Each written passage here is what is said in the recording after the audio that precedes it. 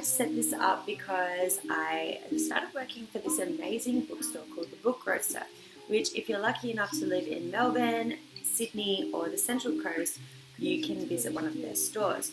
So the way the Book Grocer works is, I don't know if anyone's ever wondered what happens to the amount of books that aren't sold or that get overlooked, that they printed too many copies for, and that have sat on the shelves for so long, and obviously they have to turn over their titles in a normal bookstore. And so what happens to those books is that they get resold. So we are one of the resellers, and we pick out some absolutely amazing titles, and there is nothing in the store that is over $10, which is fantastic. And working there, I've accumulated quite the library, and so I thought that it would be lovely to share it with you all. Tonight it is raining outside. I've made this beautiful winter vegetable soup, and I'm listening to some nice music, and I decided to read this book. So I've just started reading it. It's called Mother of God, and it is written by Rosolie, and it is an extraordinary journey into the uncharted tributaries of the Western Amazon. So I thought that I would read to you a little bit of it, and I'm already finding it quite enthralling. So basically, prior to this, the explorer has gone to the Amazon based on this primordial need to explore it and to know more about it. And he said that his life wouldn't be complete until he'd done it. He has taken a wrong turn and got lost on his own, and it is a guide to every explorer to never go into the Amazon by yourself, especially when you are not from there. So quite brave and quite a scary situation.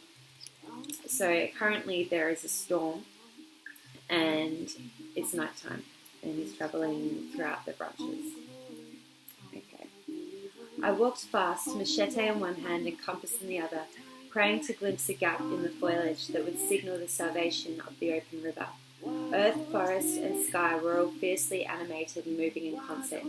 Twigs and leaves, Brazil nuts, and even small animals rained from above. Trees as thick as school buses buckled and groaned, shaking the earth as the wind tore at their branches. I felt trapped. I longed to see open space. I'd been lost for days. The storm was gathering force, and my heart was pounding. 100 feet to my right, a branch the size of a mature oak snapped and hit the earth with the force of a car crash. More than once, a cannon blast sounded as an entire tree split and fell. In the Amazon, large trees are meant to topple, opening gaps for light, which allows for new vegetation to flourish, while the carcasses of the fallen giants are digested by legions of insects, fungi, and proteins.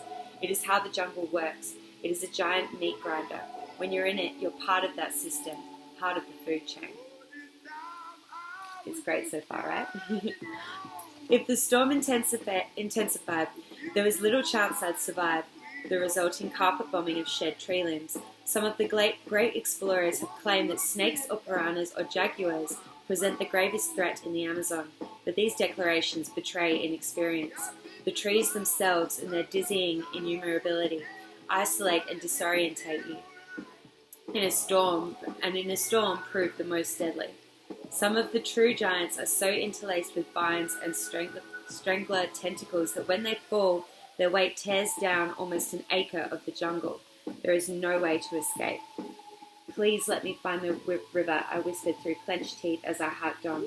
My route, had things gone as planned, ought to have led me out of the jungle and onto the open tributary yesterday morning. But as the weak light began to fade, it grew clearer that I would be spending another night lost in the Amazon. Amazing. And it is all true stories. I used to love fiction, and I still enjoy it.